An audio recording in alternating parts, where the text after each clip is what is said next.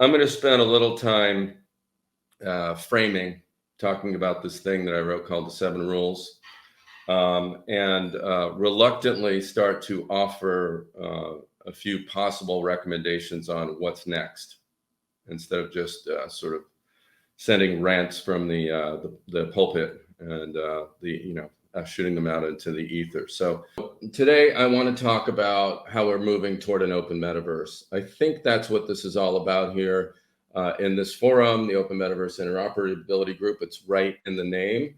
I think what we're attempting to talk about here with MetaTr versal, which is sort of the kind of thought piece, but was actually accomplished by Sophia and the gang quite recently about portaling between two worlds, is a great first start at that, and a bit of a pinhole into what we need to do, because there's a lot of work to actually be done. So the first thing I actually want to talk about is we can't really have traversal in the metaverse without infrastructure, right? So it's great to be able to jump from one virtual world system to another, basically by just clicking on a link effectively, jumping through a portal. But what we saw with that was powered by WebXR. So WebXR is a standard. WebXR is implemented by browsers. That is infrastructure. Sometime in the near future, we would hope that some of those things don't even have to be handcrafted the way I'm sure they were to affect this demo. I mean, and without that infrastructure, effectively, we're taking a plane ride. We're taking a plane ride within the range of whatever the plane can fly, but we're landing somewhere and we don't know when we land there, is it going to be a habitable place? Is there any infrastructure on the other end of it? Is there drinking water? Is there food? Are there people there? Do they use money? I mean, these kind of things are the issues that we're uncorking here, just with these simple attempts to connect worlds up. But really, once you start that and peel back the layers of the onion, it starts to touch on all the things that all the people have been talking about today, whether they're business and use cases like in the first panel, whether they're standards and how you connect all the pieces up like we just heard in that last panel. It's kind of where we're at today, and with WebXR and what we just saw with MetaTr versal, it's like the Wright brothers' first flight. We need a lot more than that. And in fact, we need a moonshot. There is so much here, and a lot of it, unfortunately, needs to be planned. Some of it does need to be top down. It can't all be just evolved and built upon the current infrastructure. I mean, it's great that we have the internet. I'm going to come back to this a lot in my talk. It's great that we have a place for experimentation. It's great that we have mash-upable technologies. We have open source. We have all these ways to share, and we have a foundation of protocols to connect up and build effectively the prototype for the metaverse. And that's been going on for years and years and years. And I've been involved in some of those efforts personally myself. So great place. But now we really need to start planning a moonshot. Some of it involves connecting up the constellation of standards, as Neil likes to call it. Some of it is inventing completely new protocols. Some of it, and I'm going to dive into this one a little bit later, and I wish I did have the slides to show you, but you're just going to have to listen to the words, is about possibly breaking some infrastructure we have and making some new stuff. Obviously, we're not going to try to do that where we don't have to, but I think we're going to have to face facts in a couple of areas that we're going to need to come up with some new stuff as well. All right. Well, with that preamble, I was asked to kind of run through the 7 rules of the metaverse. It's a little ditty I wrote and published back in October of last year, after Mark Zuckerberg dropped the M word, something that obviously company Meta didn't invent, and then we all know goes back 30 years at this point to a novel called Snow Crash. Well, the world went crazy, kind of lost its mind, and decided we're all doing the metaverse. Somewhere along the way, the folks in Web3, Trevor brought this up, you know, they think they're building the metaverse too. That's cool. I mean, we're all going to be doing this together. Meanwhile, there's a lot of us over in spatial computing land who've been grinding away at this for a while and are quite familiar with a lot of the issues. I think we've been doing that all along too. So here it was, basically, you know, by the end of the summer, everyone coming along saying, this is what the metaverse is. There are metaverses. Hey, here, come to my metaverse. There was just so much nonsense kind of running around, flying around the internet. And so what started is basically a set of pronouncements from the ether where I just shot out a series of tweets spread out over the period of a week, and kind of modeled on Bill Maher's, new rules, if you will, quite a bit of snark in there. I was basically realizing that I was coming up with a framework for thinking about this, especially when I saw them starting to get pirated, thrown around, translated by people, and they were just getting traction. I realized pretty quickly I better put some meat on the bones. It can't just be 7 random tweets.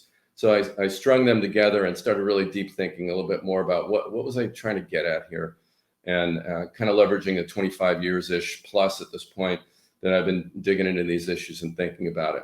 And so I wrote it as a document. It's getting even more sort of play now, and that's great. Here, let's just review first what they are. Rule number 1, there's only one metaverse. There was a lot of people talking about metaverses. There's a lot of folks thinking, that one particular destination, say Fortnite, is the metaverse or Roblox. That's not what we're talking about here. And to me, this is a kind of really important distinction, because I think the semantics matter here. It's not hair splitting. I think we're talking about building a global interconnected network of virtual worlds, virtual destinations, zones, experiences, whatever you want to call them. And if you refer to it in the plural, you're immediately setting up to fragment that entire universe. And that is not a good thing. We want to go to some kind of convergence and smooth interoperability and interconnectedness between them. That's not to say there aren't going to be private zones, which could be, citizen driven, like 3 or 4 is just getting together and saying nobody else is allowed in, or corporate ones that are walled off behind corporate firewalls, or more than likely international offshoots that are controlled by specific governments. But that the overall infrastructure of this is designed to be open. It is built to be open and interconnected. And that has to be a principle from day one, that this is about building the next global interconnected network. The next rule number 2, is that the metaverse is for everyone. This is a statement that's ethnographic and technological. It is not necessarily a statement of intent around social constructs, though I think that's kind of embedded in this as well. In other words, it needs to be designed for all use cases that we can think about, and that's a big ask, right? It can be described by specific use cases, like we're getting together to communicate in a virtual world, or I am looking at a model with my colleagues and making comments on it because we're designing a new kind of vehicle, or what have you. Those are specific use cases, but they are descriptive. They're not definitive. And any attempt to define based on those use cases is going to be unnecessarily reductive, and we're going to miss a lot of opportunities there.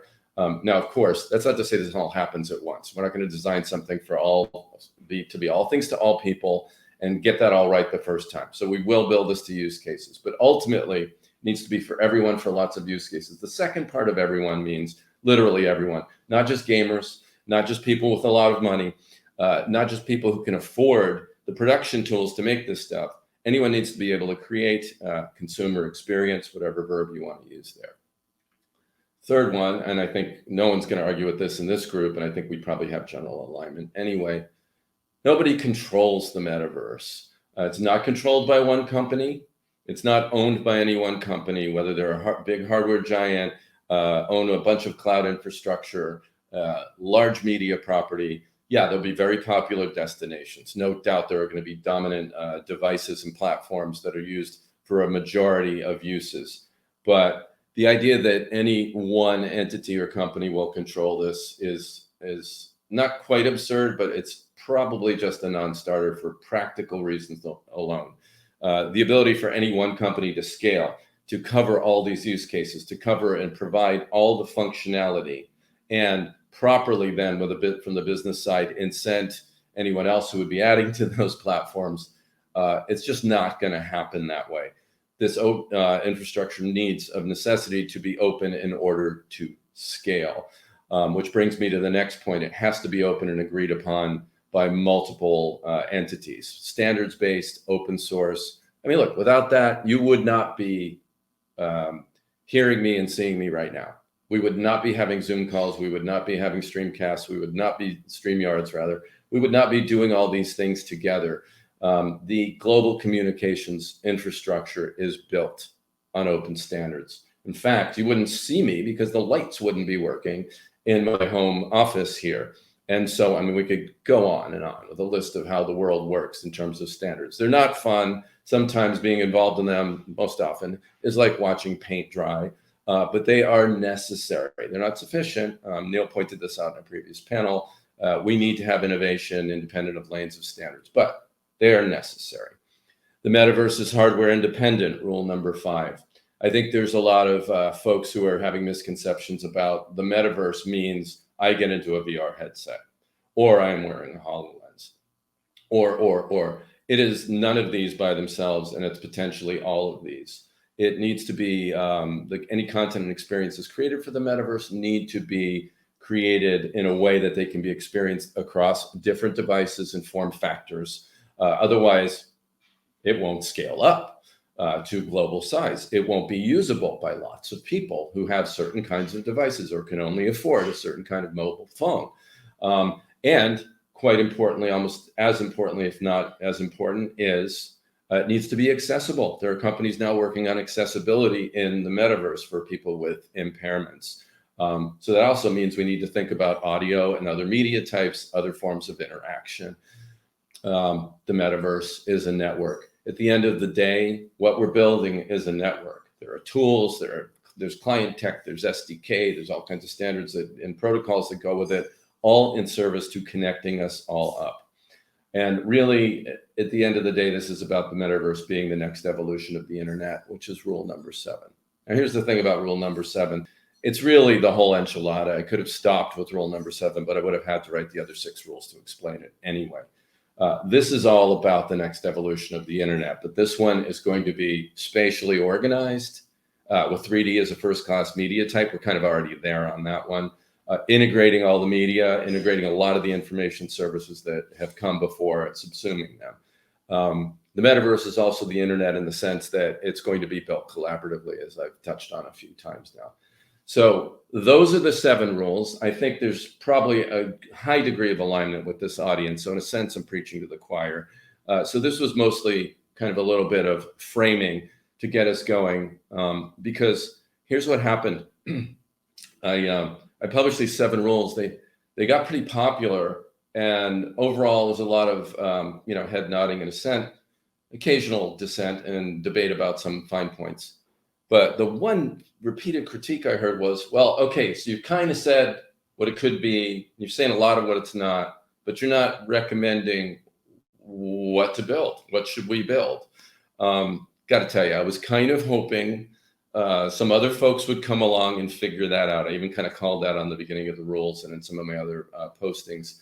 I think we have a generation of plenty capable practitioners who can build infrastructure and who can create these standards together.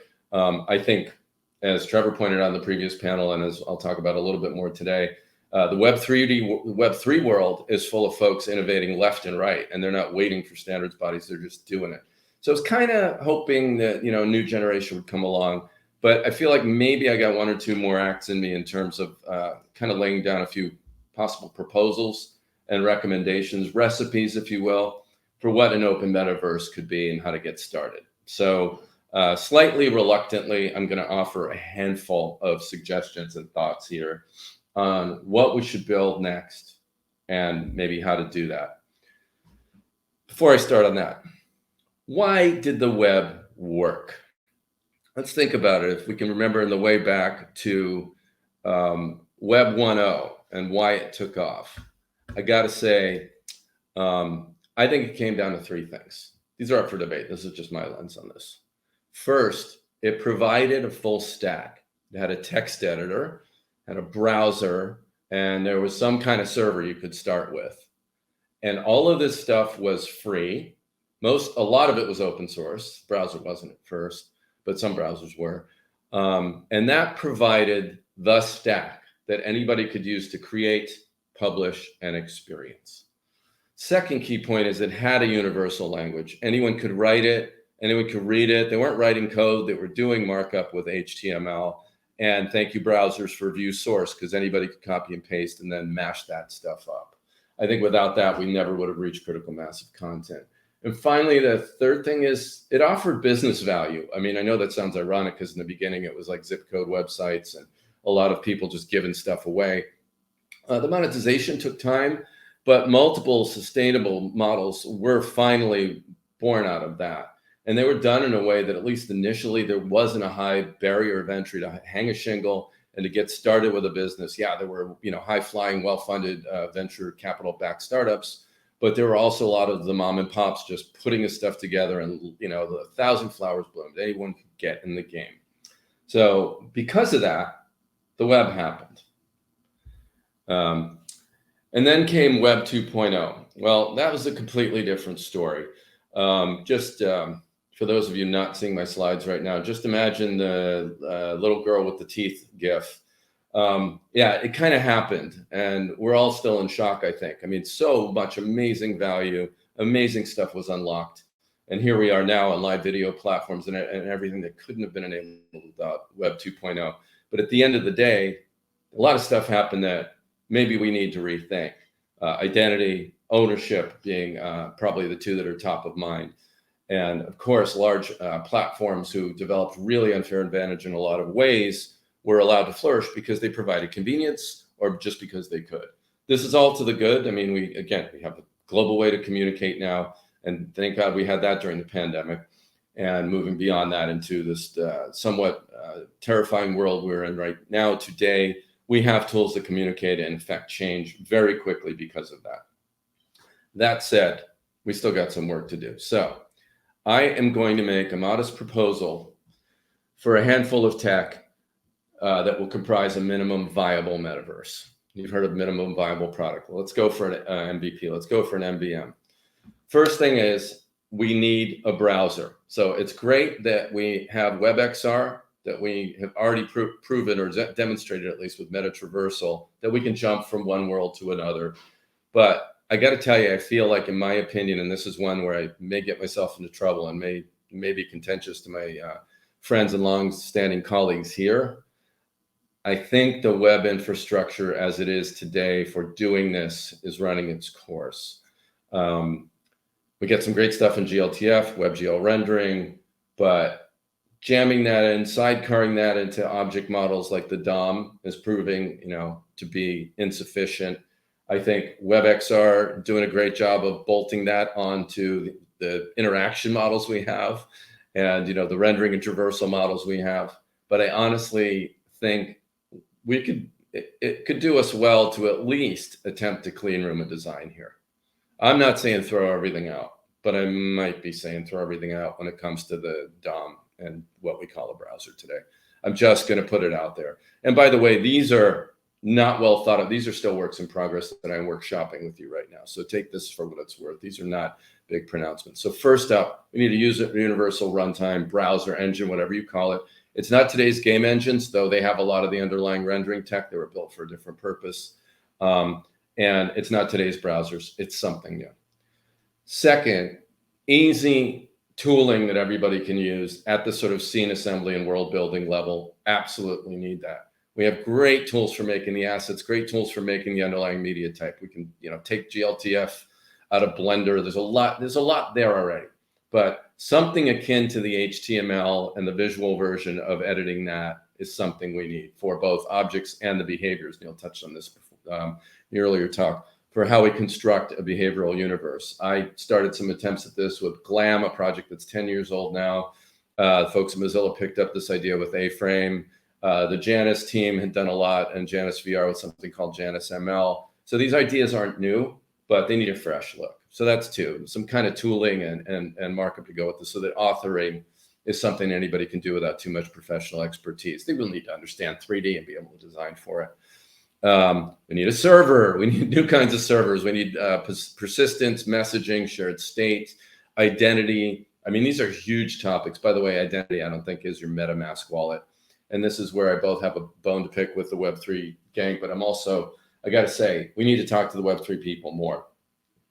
Not only is there great development energy there, not only is decentralization the future in many ways, though we can't throw centralization out, baby with the bathwater, because some things simply for efficiency or convenience need to be centralized. And by the way, with Web3, even the decentralized stuff is largely centralized. Read the Moxie report if you haven't. There's a lot of smoke and mirrors around the so-called decentralization happening in Web3 now. Though in theory, we are moving toward that world. So we need something akin to server technology, Web3 notwithstanding. And of course, we need the protocols and standards to glue all this together. And across all four of those things, they need to be royalty-free, open source, affordable, accessible, and again, standards-based. These are kind of obvious. These are the things we've been doing as an industry together for a long time. But I think, and this is where tip of the hat to Web3 and, helping sort of fix some of the deficiencies that we've uncovered in Web2. It needs to be two more things. It needs to be creator-driven. So creators need to be able to succeed, make money, whether they're individuals working in academic institutions or in a shop of one, all the way to large organizations. These stakeholders need to be in charge of their fate and how they succeed commercially. They cannot be at the whim of platforms who take too much of their money and dictate the terms of how they're able to distribute. That is way out of whack. My company, Unity, is very much into that and helping our creators succeed. Unity and Epic are leading the charge on the thought leadership around the metaverse and how the creators that we empower should keep most of what they make, and the platform should not be taking nearly as much.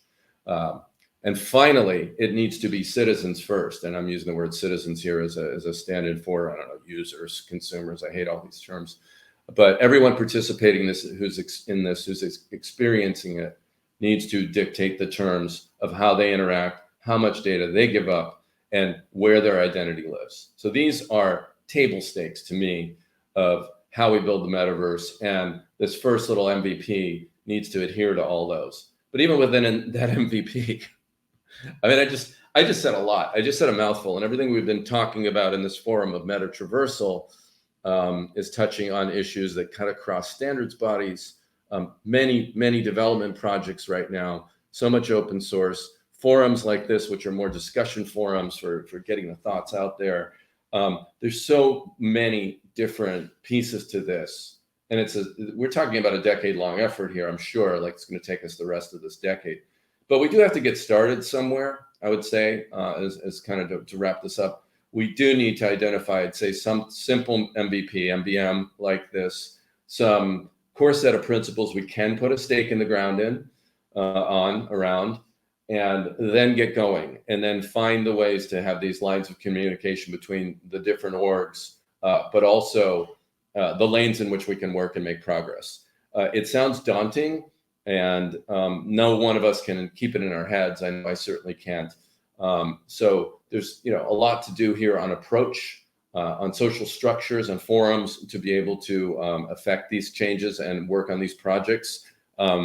Discord is great, but it's also chaos. DAOs are great. They're still being sorted out in terms of how they can be effective in more sustainable ways. They're unlocking fundraising in a major way. They're unlocking new organizational structures, but they're also unearthing every kind of human pathology played out in real time on a global stage right now. So how do we connect all these efforts up? What's the proper role of government and other regulatory entities in this world? This has to be taken into account too. And of course, by the way, just because I'm bashing a lot of what happened in Web 2, this doesn't happen without participation of industry at every level. And industry generally stands to win big. So I think a lot of this is a matter of alignment and agreement, which is the topic of today after all. So Evo, Ben, Sophia, everyone, thank you so much for giving me this pulpit for 20-ish, 30-ish minutes. I don't know if we're doing Q&A. Again, sorry about the technical difficulties, but there will be slides, and trust me, there will be a full blog posting that go along with this, so we can amend the video with that. And yeah, thanks for having me.